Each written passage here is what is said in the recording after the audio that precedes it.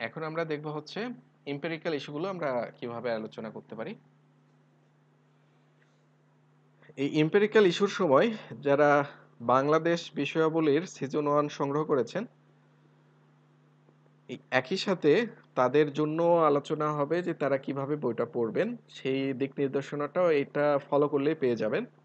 আমার মূলত সিজন 1 এ আহ বইটাতে মূলত কনটেন্ট নির্ভর, যে আপনাকে কনটেন্ট দেওয়া হয়েছে, আপনি কনটেন্টগুলো পরীক্ষাতে ব্যবহার করবেন। সাজানো গোছানো অ্যাপ্রোচটা হয়তো সেভাবে নেই। পরবর্তী সংস্করণে চেষ্টা করা হবে আরো সাজিয়ে গুছিয়ে দেওয়ার। তবে আপনি সেই কনটেন্টগুলো কিভাবে ব্যবহার করবেন, এই এম্পিরিক্যাল ইস্যুটা একটু ভালোভাবে লক্ষ্য করেন, আপনি উত্তরটা পেয়ে যাবেন যে কনটেন্টগুলো আপনাকে কিভাবে ব্যবহার করতে হবে।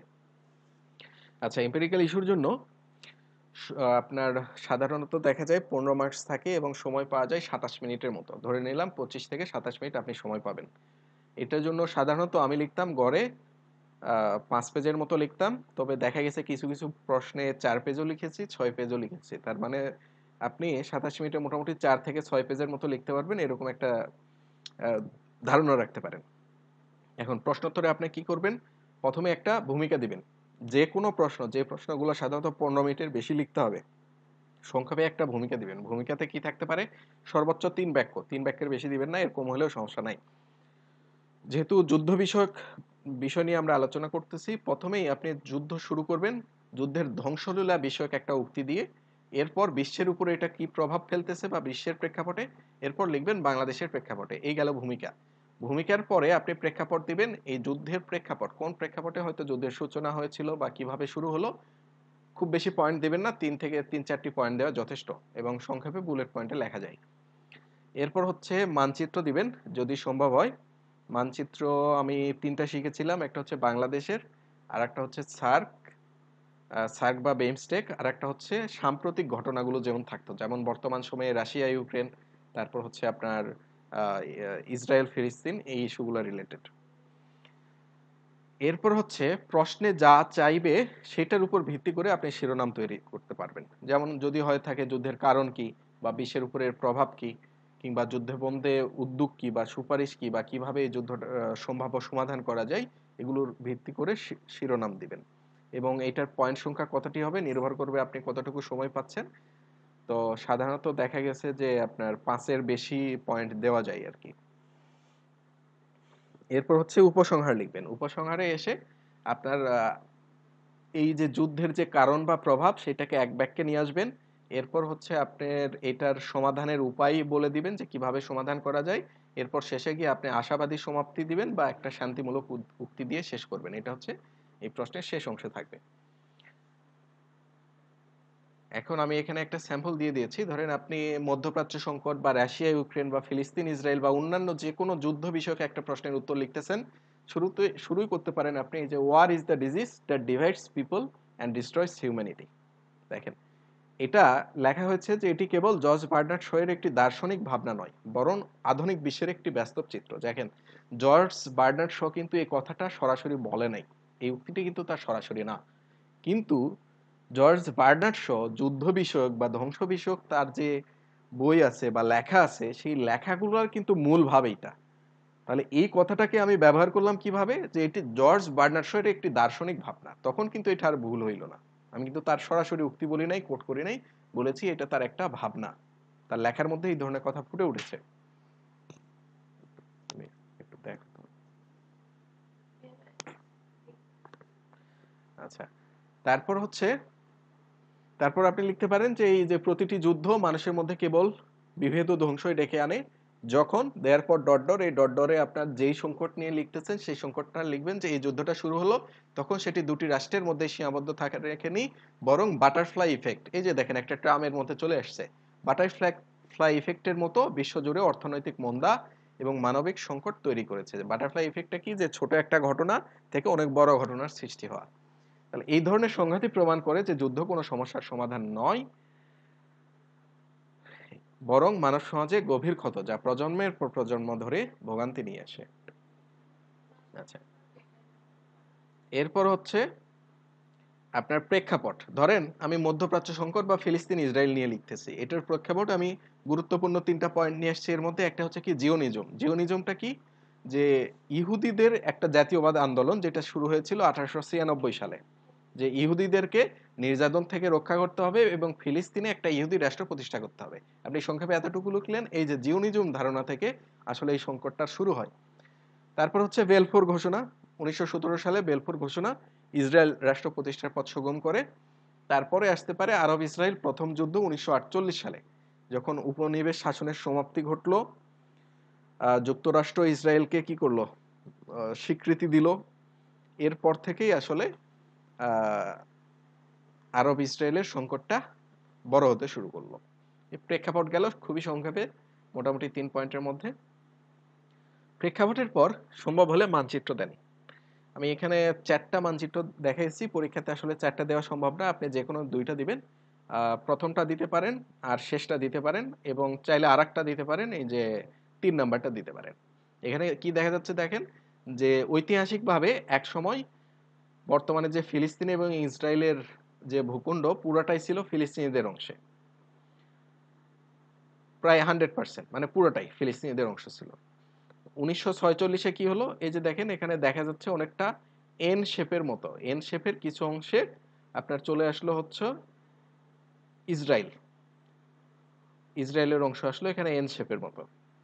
আর ১৯৪৭ সালে ইউনাইটেড নেশন একটা পরিকল্পনা করেছিল, যেখানে তারা বলেছিল যে ৪৪% অংশ থাকবে ফিলিস্তিনের, বাকি ৫৬% থাকবে ইসরায়েলের। আর বর্তমান সময়ে এসে দেখা গেছে যে ফিলিস্তিনের অংশ মাত্র ১৫%, আর বাকি পুরোটাই হচ্ছে ইসরায়েল দখল করে বসে আছে।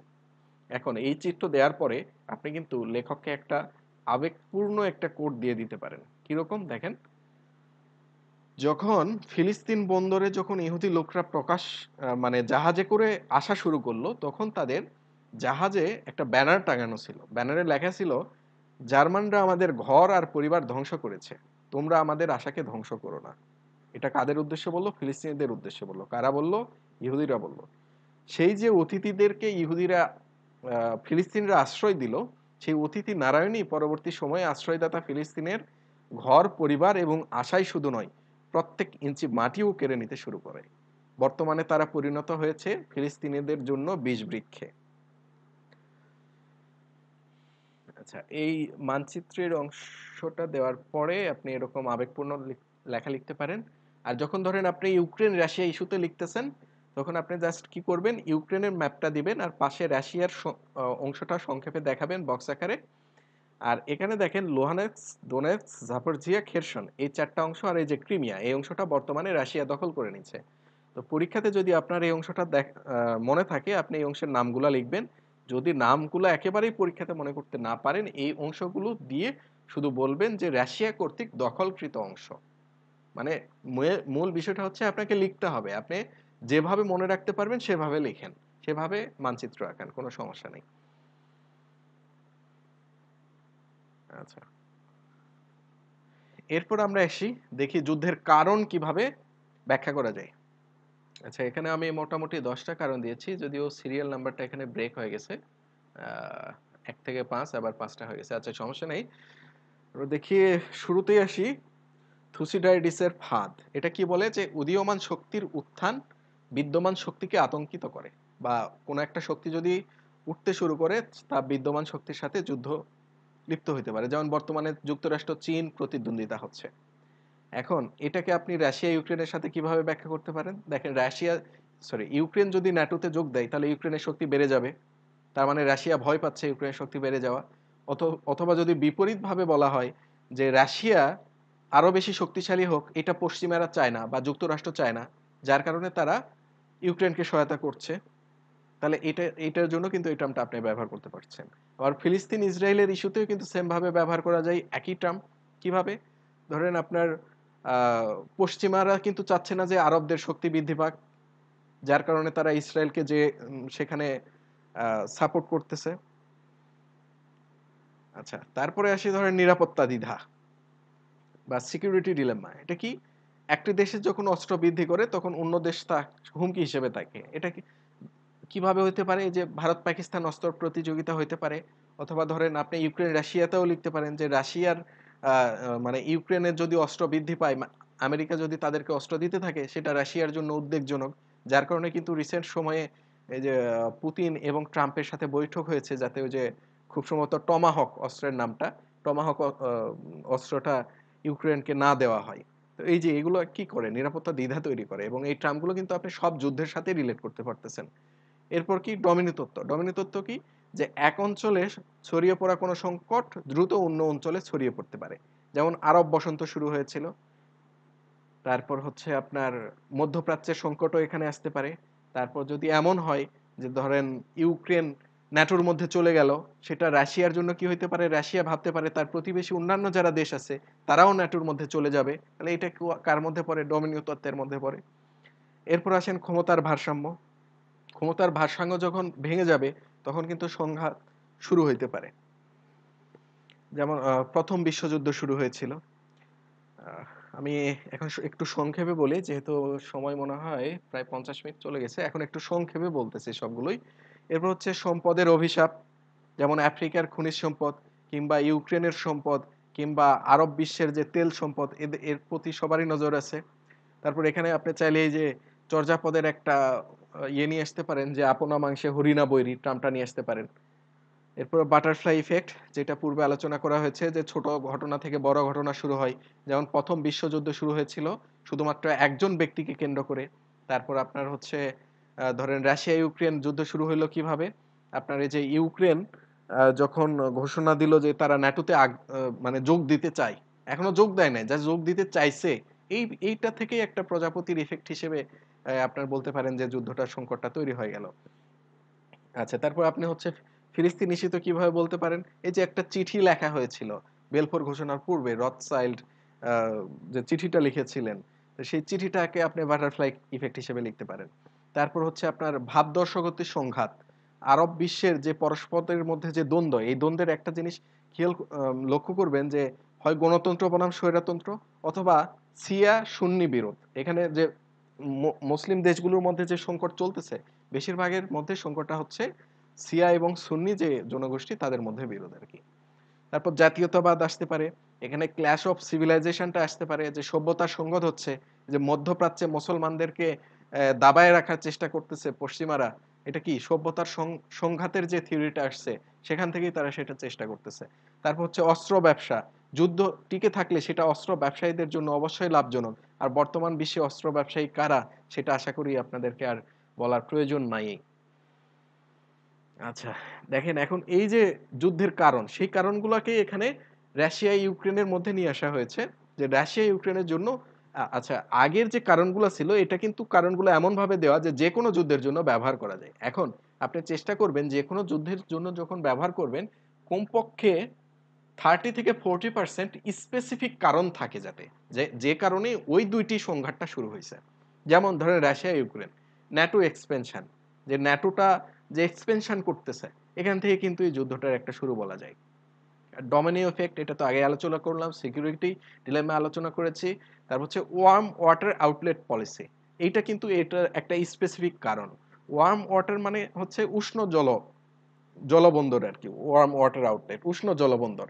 এটার ইয়েটা কি, যে রাশিয়া কিন্তু উত্তর মেরুতে অবস্থিত, তার যেটা দেখা গেছে যে সমুদ্র বন্দর যেগুলো আছে, বেশিরভাগই সারা বছর পানিটা উষ্ণ থাকে না, মানে বরফে আচ্ছন্ন থাকে, এবং সেই বন্দরগুলো বাণিজ্যের জন্য ব্যবহার করতে পারে না। তো সারা বছর বাণিজ্যের জন্য উপযুক্ত থাকে বা বরফে আবৃত হয় না, এরকম একটা জলবন্দর হচ্ছে কৃষ্ণ সাগরে ক্রিমিয়াতে আছে।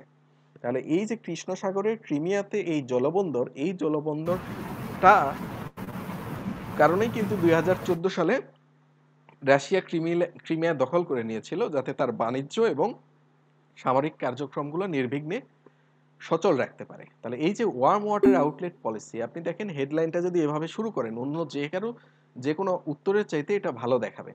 এরপর হচ্ছে গ্যাস পাইপলাইন, ইউক্রেন দিয়ে কিন্তু বেশ কিছু পাইপলাইনের মাধ্যমে রাশিয়া থেকে পশ্চিম ইউরোপের গ্যাস বা জ্বালানি সরবরাহ করা হয়। এরপর হচ্ছে রিসোর্স কার্স, মানে সম্পদের অভিশাপ, ইউক্রেনের প্রাকৃতিক সম্পদ বা খাদ্য সম্পদ, এগুলোর প্রতি নজর তো আছেই। এরপর হচ্ছে আইডিওলজি বা হিস্টোরিক্যাল ক্লেম। ঐতিহাসিকভাবেই কিন্তু ইউক্রেনকে নিজেদের অংশ মনে করে রাশিয়া, কারণ একসময় সোভিয়েত ইউনিয়ন ছিল। আর থুকিডাইড স্ট্র্যাপ, এটা আলোচনা হয়েছে অলরেডি। এই গেল সংকটের কারণ। আপনি সেমভাবেই অন্যান্য সংকটগুলোর জন্য একই ধরনের কারণগুলো ব্যবহার করতে পারবেন। এরপর আসি এই সংকটের কারণে বিশ্বে কি প্রভাব পড়ে বা বাংলাদেশে কি প্রভাব পড়ে। এই প্রভাবগুলো কিন্তু একইভাবে উল্লেখ করা সম্ভব। শুরুতেই যে ক্রাইসিসটা আসে সেটা হচ্ছে 4F ক্রাইসিস। 4F কি? Food, fuel, finance, fertiliser. এই ক্রাইসিসটা আসবেই যে যদি যুদ্ধ শুরু হয়।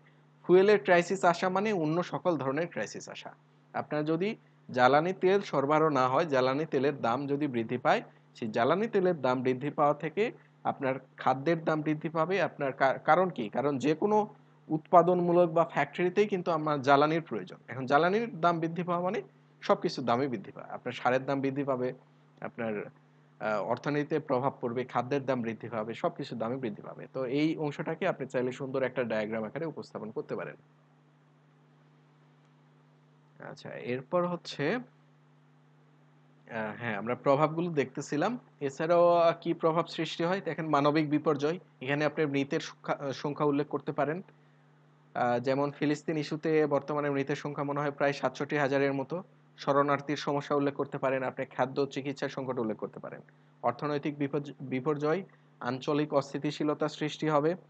তারপর হচ্ছে আপনার আন্তর্জাতিক যে শাসন, সেই শাসনের ব্যর্থতা সৃষ্টি হবে। ক্ষমতার যে ভারসাম্য, সেটা বদল হইতে পারে। তারপর এখান থেকে আপনার প্রক্সি যুদ্ধ শুরু হইতে পারে, যেমন সিরিয়াতে হয়েছিল। তারপর হচ্ছে আপনার সামরিক ব্যয় বৃদ্ধি পাবে। এরপর হচ্ছে নতুন সামরিক প্রযুক্তি আসবে, এই যে আয়রন ডোম, তারপর হচ্ছে আপনার গোল্ডেন ডোম, এই ধরনের নতুন প্রযুক্তি আসবে যুদ্ধের ফলে, এগুলো হচ্ছে আর কি। আর বাংলাদেশের উপর কি প্রভাব পড়বে? উপরে যে প্রভাব সেগুলোই বাংলাদেশের উপর পড়বে। আপনি চাইলে কিছু ডাটা সহ মনে রাখতে পারেন, যেমন বাংলাদেশে খাদ্য ঘাটতি যুক্তি হতে পারে। যেমন গমের 80% বাংলাদেশ আমদানি করে রাশিয়া ও ইউক্রেন থেকে। এখন যুদ্ধ যদি রাশিয়া ইউক্রেনে হয়, রাশিয়া ইউক্রেন থেকে আমরা যা আমদানি করব সেটার দাম তো বাড়বেই, এবং অন্যান্য দেশ থেকে যে আমদানি করব সেটার দামও বাড়বে, কারণ ওই যুদ্ধের প্রভাবটা অন্যান্য দেশেও পড়বে।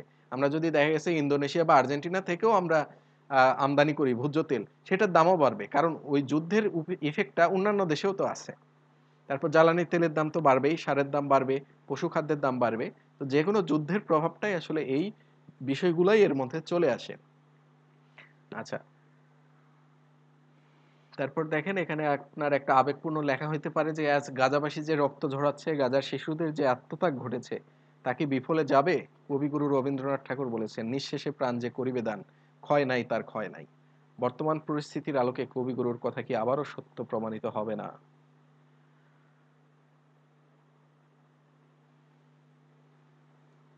আচ্ছা, এখন যুদ্ধ বন্ধে আমরা কি করতে পারি বা করণীয় কি? এটা কমন ফরম্যাট একটা এখানে আছে। দেখেন, আপনার দ্য আর্ট অফ ওয়ার বইয়ের নামটা হয়তো অনেকেই শুনবেন, সঞ্জুয়ের একটা বই। The greatest victory is that which requires no battle. দেখেন, সঞ্জু কিন্তু ইংরেজিতে এই কথাটা সরাসরি বলে নাই, কারণ সে বইটা আসলে ইংরেজিতে লিখে নাই। কিন্তু আপনি এটা সরাসরি ইংরেজিতে কোট করতে পারবেন, কারণ সে অন্য ভাষায় যেটা বলছিল সেটাকে ইংরেজিতে কনভার্ট করলে এরকম হয় যে, the greatest victory is that which requires no battle. অর্থাৎ সবচেয়ে বড় জয় সেইটাই যেখানে আসলে যুদ্ধের কোনো প্রয়োজন নেই, বা যুদ্ধ না করে যে যেভাবে যেতে যায় সেটাই আসলে সবচেয়ে বড় জয়।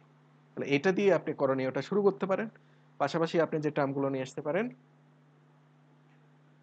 কালেকটিভ সিকিউরিটি বা সমষ্টিগত নিরাপত্তা, যেমন জাতিসংঘ শান্তিরক্ষা মিশন চেষ্টা করতেছে যুদ্ধবন্ধে।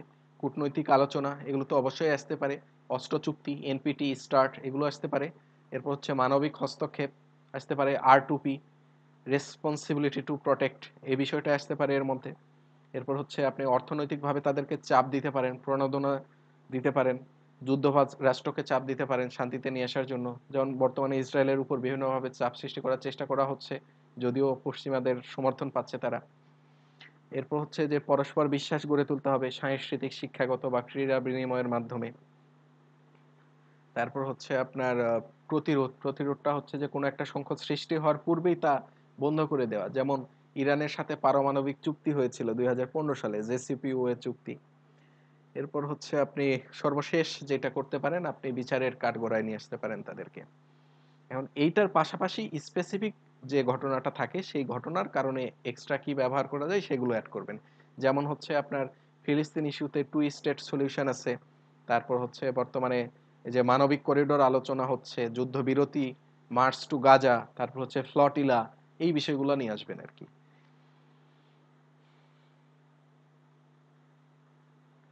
আর সর্বশেষে আপনি দেখেন ট্রামগুলো কিভাবে ব্যবহার করতে পারেন, যে মধ্যপ্রাচ্য সংকট বলেন, রাশিয়া ইউক্রেন বা ফিলিস্তিন ইসরায়েল সংঘাত বলেন, মূল কারণ হচ্ছে পারস্পরিক অবিশ্বাস এবং বোঝাপড়া। কারণ একজন অপরজনকে বিশ্বাস করতেছে না, আর যা প্রায়শই ডমিনো ইফেক্টের মতো এক সংঘাত থেকে অন্য সংঘাতের জন্ম দেয়। দেখেন ডমিনো ইফেক্ট টার্মটা কিন্তু এখানে চলে আসছে। শান্তি অর্জনের একমাত্র পথ হলো পারস্পরিক বোঝাপড়া ও কূটনৈতিক আলোচনা। দেখেন প্রথমে আপনি কিন্তু কারণটা বললেন, যুদ্ধের কারণটা বললেন, এরপর এটা শান্তি অর্জনের একটা পথ বললেন, বোঝাপড়া, কূটনৈতিক আলোচনা। রাজনৈতিক ও অর্থনৈতিক কৌশল, যেটা আসলে সফট পাওয়ার, আপনি ব্র্যাকেটে সেটা লিখে দিলে পরীক্ষকের চোখে পড়বে। তারপর হচ্ছে সামরিক শক্তি বা হার্ড পাওয়ার, এটাও ব্র্যাকেটে লিখে দিলে পরীক্ষকের চোখে পড়বে সহজে। এর পরিবর্তে প্রজ্ঞা এবং মানবিকতার মাধ্যমেই কিন্তু আপনি একটা স্থায়ী ও টেকসই বিশ্ব প্রতিষ্ঠা করতে পারেন। শান্তি কেবল শক্তি প্রয়োগের মাধ্যমেই আসে না, আর যুদ্ধ কোনো সমস্যার সমাধান নয়। তাই তো সব সংঘাতের চূড়ান্ত সমাধান যেন আলবার্ট আইনস্টাইনের ওমর বাণীর মধ্যেই লুকায়িত। Peace can not be kept by force, it can only be achieved by understanding. দেখেন আমি মোটামুটি আপনাকে যে এরকম একটা রোডম্যাপ দেখাইলাম, এই রোডম্যাপে আপনি যদি লিখতে পারেন, আশা করা যায় সর্বোচ্চ মার্কস আপনার খাতাতেই আসা সম্ভব। এরপরে আমরা আলোচনা